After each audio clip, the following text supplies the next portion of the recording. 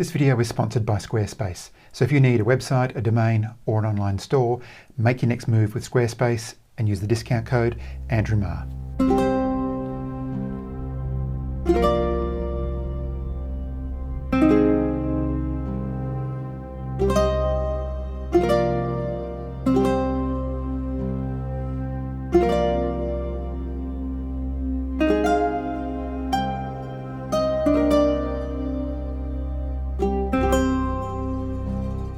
G'day guys, well, as you can see behind me, the landscape is a little bit different to what we're used to down in Perth or the southwest. I'm back up in the Pilbara and I've driven up with my son. My son was actually born in the Pilbara. He was born in Karratha, which is over on the coast on the west side. Karijini is on the eastern side of the Pilbara, so we're definitely inland. It's a different landscape here, and one that I have filmed actually on the channel before, so if you haven't seen those, I recommend you go and check those out. But we took 2 days to drive up here. We drove from Perth up to Meekatharra, stopped there, and then we've driven from Meekatharra through Newman and then up into pretty much the national park. We've actually just stayed just outside the national park because at the moment the national park is fully booked. All the campsites are booked and all the accommodation there is booked as well. But we've got this beautiful, beautiful campsite. Cannot complain. It was absolutely lovely last night, beautiful temperature, and yeah, we're feeling really, really good. We actually got in yesterday afternoon and we had enough time to go down Dale's Gorge. They've blocked off the access down to Circular Pool, which I photographed before, because of some rock falls that's happened earlier on in the year. We had quite a bit of rain up here in March and April, so there's some dangerous areas that they've blocked off. But we're able to get to Fortescue and also Fern Pool, and we had a swim in Fern Pool, so we're going to count that as our wash for yesterday. So we've just had a beautiful cooked breakfast, we've had a cup of coffee, and we are ready to see what today brings. We're going to head back into the national park. We're going to find a couple of other gorges to explore.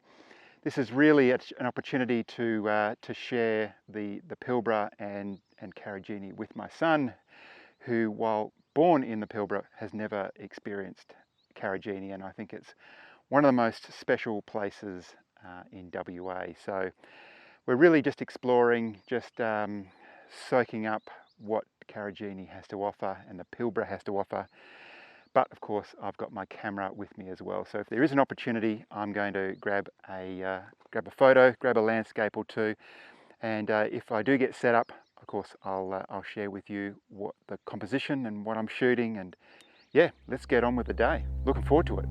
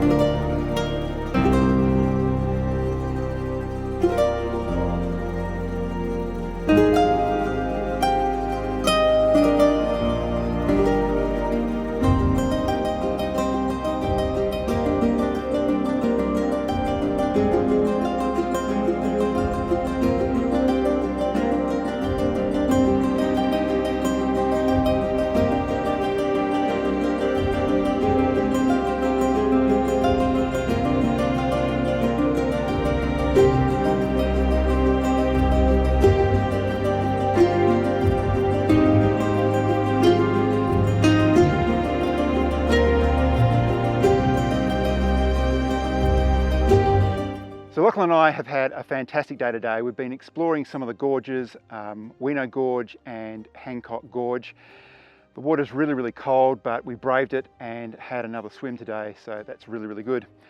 We just headed out of the Karijini National Park, and on this trip I wanted to take a different type of image. The trips that I've been here before, I've taken images where I've gone down into the gorges and taken shots of the water and the gorge cliffs. And they're really terrific, but it's really difficult to do it on this particular trip. Because the Australian borders are closed, we've got a lot of people in Australia that want to go on holidays, and so they're visiting local places in WA. And of course, Karijini is one of those places that a lot of people have wanted to visit in a long time, and they're making this year, 2021, the year that they visit this national park, and good on them. But it makes photography just a little bit harder. What I've wanted to do is capture a different part of Karijini National Park, a different story, if you like. So I wanted to feature these trees just behind me. I wanted to feature the red rock, and you'll just see right behind me, just in the lower corner here, some of the red rock, and then the cliffs in the background, and that should be coming up on the video behind me as well.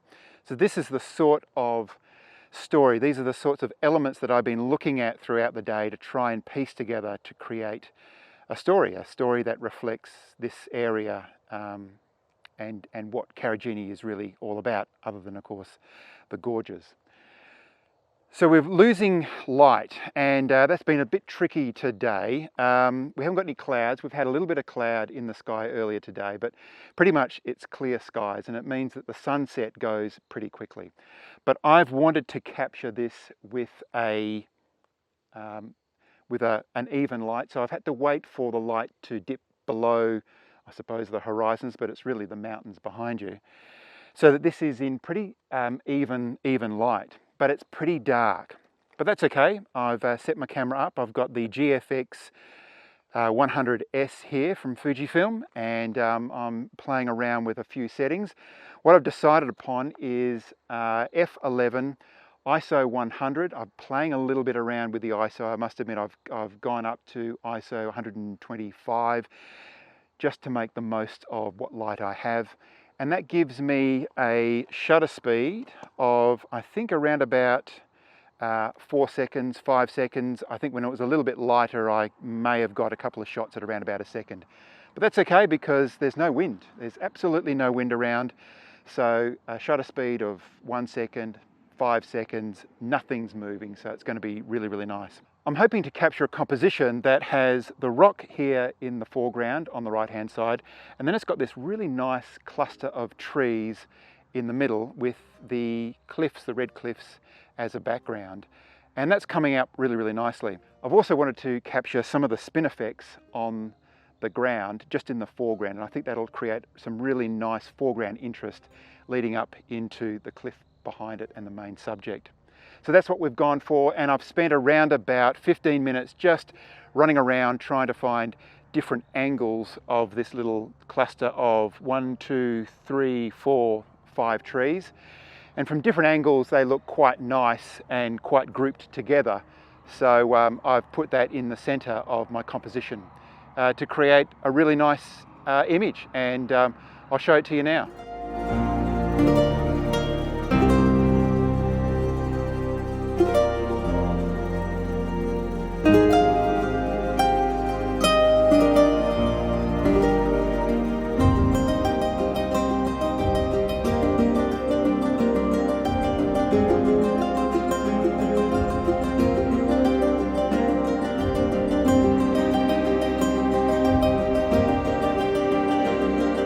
I want to share a slightly different composition with you, but before I do, I just want to thank Squarespace for sponsoring this video. I've been using Squarespace for over 7 years now, and they provide an easy to use platform for building websites without the need for knowing any code. The reason why I like to use Squarespace is they take away all the pain of running a website, like hosting, installing updates, and considering responsive design, because they take care of all of that. They provide a range of beautiful and professionally designed templates, as well as the ability to easily customize each one of them to suit your look and feel. This means that I can focus on the images that I want to upload and the content I want to share on my website. I have a pretty busy schedule, so being able to have an easily updated website gives me more time to get away and shoot landscape photos. So head on over to squarespace.com for a free trial. That'll give you heaps of time to set up a website, and then when you're ready to launch, make sure you go to squarespace.com/Andrew Marr to get 10% off your first purchase. So I've just moved the camera just slightly, and this time I've got the rocks down the bottom but in the center of the image, with the trees just evenly distributed in the midground, and then of course the red cliffs in the background. It's really dark. I'm having to change my f-stop to 8 and increase my shutter speed to 25 seconds. And that's just all in a matter of about 3 or 4 seconds. That gives you an idea of how quickly we're losing light. So I might have a bit more of a look around at a few different compositions, and if I get any good images, I'll show them to you.